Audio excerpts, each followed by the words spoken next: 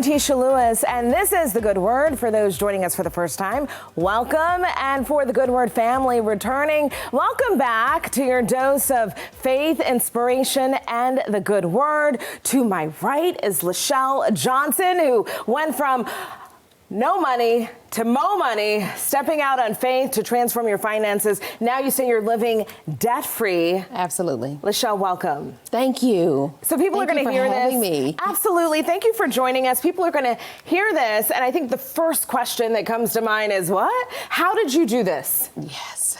And you know what? It's not easy. It takes a lot of faith, but it also takes preparation. And that's the key. First, becoming very self-aware that, one, for me, I didn't grow up with a blueprint, so I learned a lot of hard money lessons very early. And I realized that it's not all about making more money. If you don't know how to direct that money, you'll always be in the chase for more. Let's push rewind. Growing up, you said you did not grow up with a lot of money. Like most of us did not grow up with a lot of money. And that was your motivation. That was your launching pad, your starting point to say, what I had is not necessarily what I want for my life as an adult. Yeah. And you know, growing up, I had a blast. But I do know that I wanted to be able to buy more than one pair of tennis shoes. I wanted to make sure that I could, provide a life for my children and not have to have them worry about student loan debt like I did. And so I saw a lot of challenge, a lot of money struggles, and I knew I didn't want to repeat it. I wanted to reverse the cycle, if you will. When would you say you were first aware of finances and money? Because I know for a long time, at least as a child, I used to ask my mom if we were rich. And she'd say, we are rich in spirit. Obviously, we were not. We were not rich. But I think for so many young people, your first awareness of finances might be when you get to college, possibly? Yeah. When was it for you? For me, it was right around the age of 14. And that is when cell phones came out and pagers. And, I was in high school. And the fashion, the fads, and I really couldn't live up to all the things that I wanted, and I really couldn't, my mom couldn't afford to buy me some of the things that I wanted to buy. So I wanted to work and make my own income just so that I could do those. I could buy what I wanted to buy. I could hang out with my friends and not feel like I was, like in a pinch or that I couldn't. So like so many teenagers, you got a job so that you could buy the clothing that you wanted to wear and all the things. All the things, and I had to get a cell phone. Then it was really about access, and it was about fitting in and, being able to do the things that I wanted to do. Yeah. So let's fast forward. You're working and you're also accumulating debt with credit cards and store cards and loans so that you can live this lavish lifestyle. Yeah. And then what? And so I realized very quickly that while the cashier might say you're saving 20% on this purchase, if you do that too many times, you're not going to save. You're not going to actually save because you're going to pay it back in interest. But if you do that too many times, you'll end up with a store card for every single store. And so like me, I had racked up at least 10 by the time I was 18 or 21. And, all I was doing was piling on the debt. And in my mind, it was okay because the minimum payment was $30 a month, maybe. And so in my mind, it was affordable, but in the long run, over the years, it added up to probably about $40,000 by the time I hit 28, 29. Wow. Yeah. That's a lot of money. Yes. Let me ask you, is there such thing as good debt? It is. We hear about that. Yes. So, the good debt is the debt that will help you regenerate more money. So that debt will bring you more in the long run. So it's increasing your human life value. So investing in yourself, education, micro learning, becoming an expert in what your craft is, in the tools that you need to learn and grow. So those types of things, real estate, the market grows, you gain equity, and so it's worth it, right, to take the risk. So let's go back. You're 28 years old. You're $40,000 in debt. A lot of that is store cards and outfits and the fancy things in life. And at what point did you decide, okay, I'm going to put my head down and become debt-free and step out on faith? Because it really was a faith walk for you, based on what you told me. Mm-hmm. So what was that particular moment? You know what? At this time, my husband and I had 3 kids. We had a house in Maryland, and we were making what some would consider a lot of money between the two of us combined.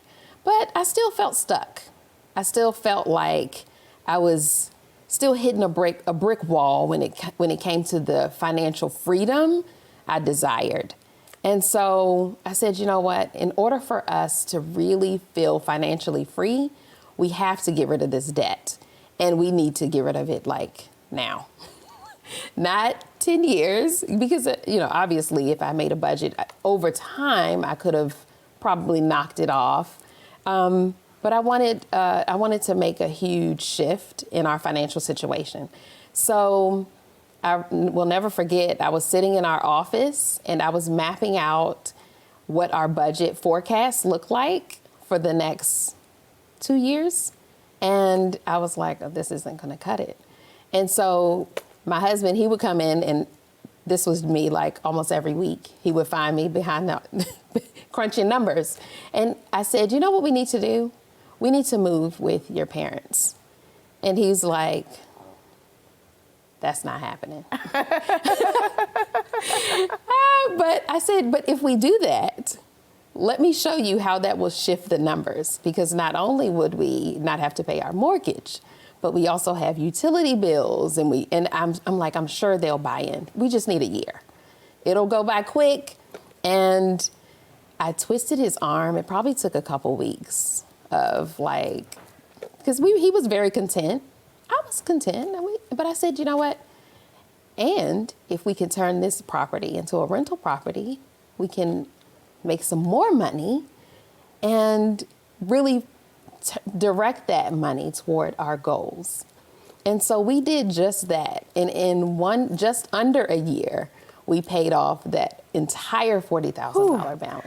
So you're $40,000 in debt. You are married with 3 children, and you tell your husband you want to live with his parents. Yes. So that you all can achieve your goal of becoming debt-free. Quite the leap of faith. Yeah. What Absolutely. happened next? So next, we made the move. So he trusted me, thank God. We made the move, and there was adequate space, right? But it was a sacrifice because we are now sharing space, and we are contributing. But my in-laws, they loved the idea. And they're like, oh, okay, and you can help in the kitchen. They were like, oh, you can cook some meals. And so we did that with a very well thought out pen to paper budget. It was strict because we only had a year. I didn't want my husband's hair to fall out in the process. And so that was accomplished. And so then he's like, okay, so we can go back to the house. And I'm like, no, because that was the stream of income now. So I'm like, no, let's figure out where we can move, where maybe we can now cut private school tuitions if we move into a better school district. We hadn't thought about that when we were a young couple. So we did that. So we added more income. So sometimes it's not an income problem. Sometimes it's just about shifting and making strategic moves that will free up some of the income you already have. I should tell folks who are watching to grab a pen and paper to take notes. It's not an income problem. It's not always. I mean, in the DMV, I'm finding more and more that it's not a problem with the income. It's decisions. It's the choices we're making. It's the spending. And the spending. We're spending too much. And we love to spend. But sometimes impulsively, we spend and we're not even aware Or of even how thought much. out spending. Yeah, there's no thought behind it. So we ended up on this mission, and my husband I'm just kind of dragging him along. But God bless him, because, he was all for it, and he started to see the gains. So he's like, okay, I see where you're going with this. And, he went with it. So we took the private school bills down, and we moved into a walkable community. That means your grocery store was right there. Yes. Your shops were right there. My nail salon. Everything. The dry cleaners. Right. And so we went down to one car, because now I don't really have to drive, and the kids can walk to school. Wow. So all of their activities and the So you trimmed your commuting- mortgage. I'm trying to help y'all with some steps, right? Step by Yes. step. Yes. You trimmed your mortgage by moving in with your in-laws, and you made your home an income-generating property. Yes. Yes. Then you cut your private school tuition because you moved into a better school district. That's right. So we had 3 private school bills. I kept my son's because he was on his way out, and my daughters could go to public school at that And point. then you also went from 2 cars to 1 car. Yes. And we know how car payments, cars are for me- Depreciating assets. They are. My husband, he doesn't mind a car note, but for me, it was something I could give up. And Right. so it's really about making the choices that work for you, not sacrificing your entire lifestyle and the things that you enjoy. So did it take 1 year of doing this to become debt-free? Or at what point did you jot down all the numbers, as you mentioned, at the desk Yes. and realize, hey, we are now debt-free. Yeah. God is good. That was a year. 1 year. Yeah, that was 1 year. Wow. That was 1 year, a very focused 1 year. And then the baby steps to not revert back to that life of being burdened. I wanted to now feel more and more free. So now we're on this journey of sheer financial freedom, but it was like freeing up more money to now make our money work for us. And I'm assuming there was a whole lot of prayer involved here. Oh my gosh, yes, yes. I had to pray over my marriage and our finances. And it was an adjustment for everybody, because my kids were walking to school. They, previously they were door to door, we're chauffeuring them around.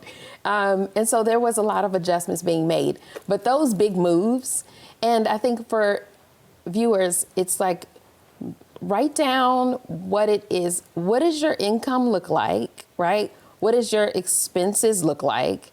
And then keep in some of the things that you enjoy doing. Cut. No. But then you have to slice and dice. I mean, you do have to slice and dice some of the things that really don't matter. But sometimes it takes seeing it on paper to get that reality check. And I've talked to so many people who are just like, I've never done that before.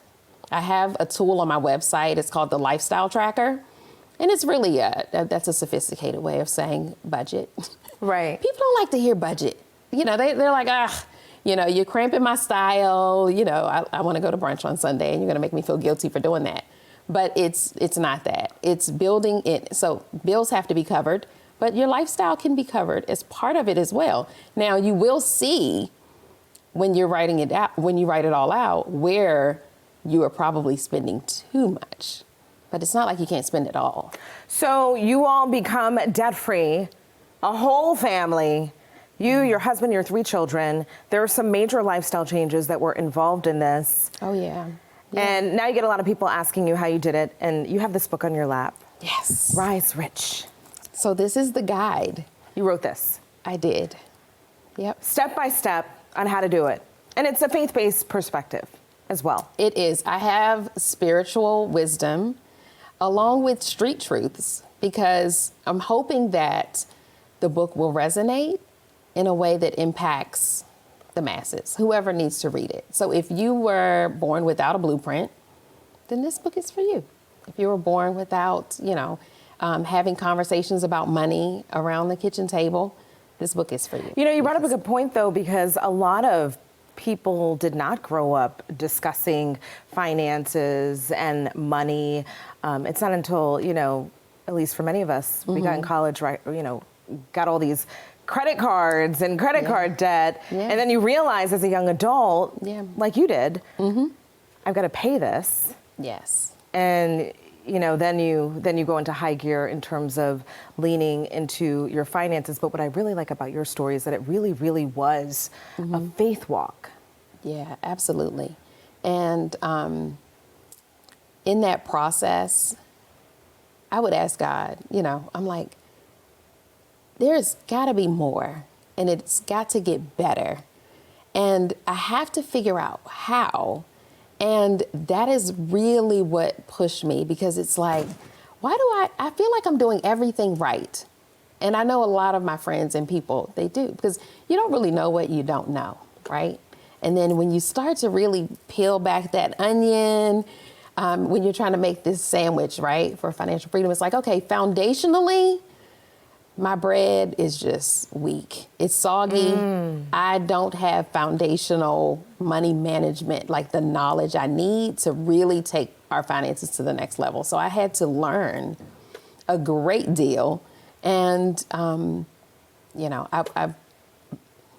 I do work by day as a federal civilian. So I also manage a $45 million budget for a federal agency. And so my life and God sort of took me on a journey of trial, error, and in my work, I learned so much. And I was able to become so much more aware of, one, what I didn't know, what a lot of my friends and family members did not know. And that awareness is really what made me say, okay, not only am I going to make a difference for myself and my family, but I'm also going to put it in a book. Research says nearly 30% of Americans report spending more than they earn. 42% of younger generations apparently live check to check, and nearly 60% expect to outlive their savings. When you hear those numbers, what is the first thought that comes to mind?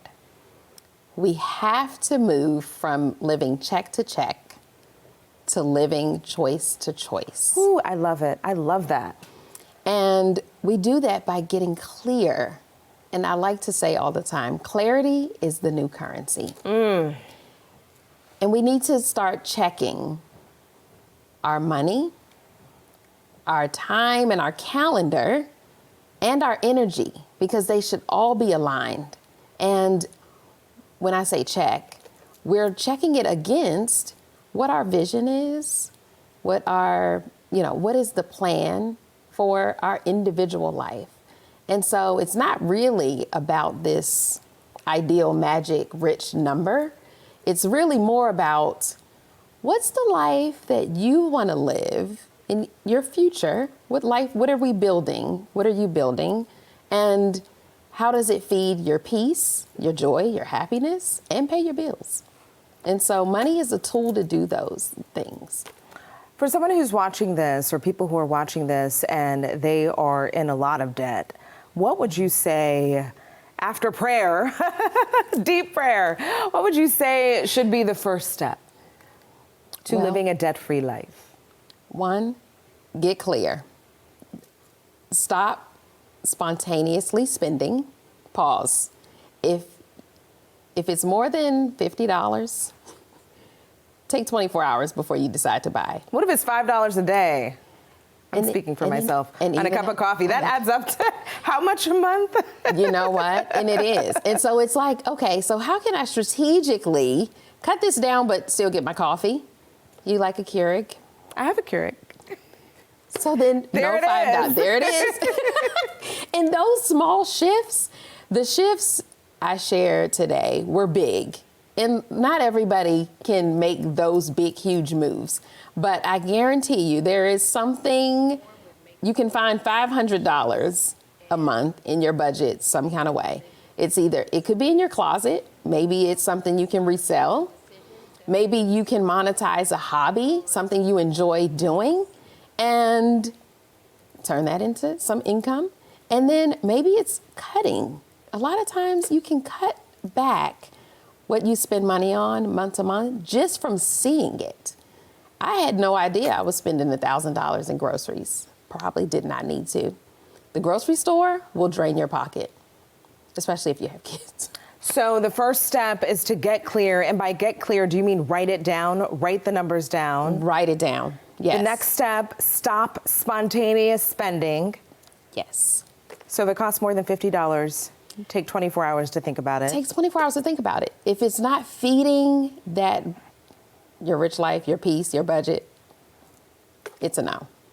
And then make a major move.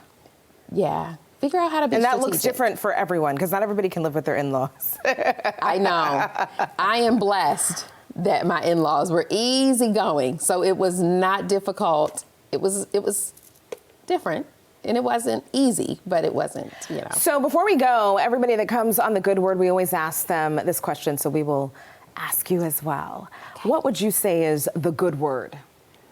The good word is, oh, I love that question. The good word is live with purpose, do it intentionally, and with clarity. And the rise is personal. So think about what your life and what you want your life to look like, not compared to anybody else's, and really live in that truth. I love it. I love it. LaChelle Johnson, author of Rise Rich, living debt-free, living your best life debt-free. We love to hear it. Thank you so much for joining us on The Good Word. Thank you for having me. Pleasure and an honor. I gained so much. I hope y'all were taking notes at home. We are on demand on Fox Local Sundays at 10 a.m. and on Fox Soul Sundays at 4 and 4:30 p.m. Eastern. I'm Tisha Lewis. Thank you for watching The Good Word. Until next time.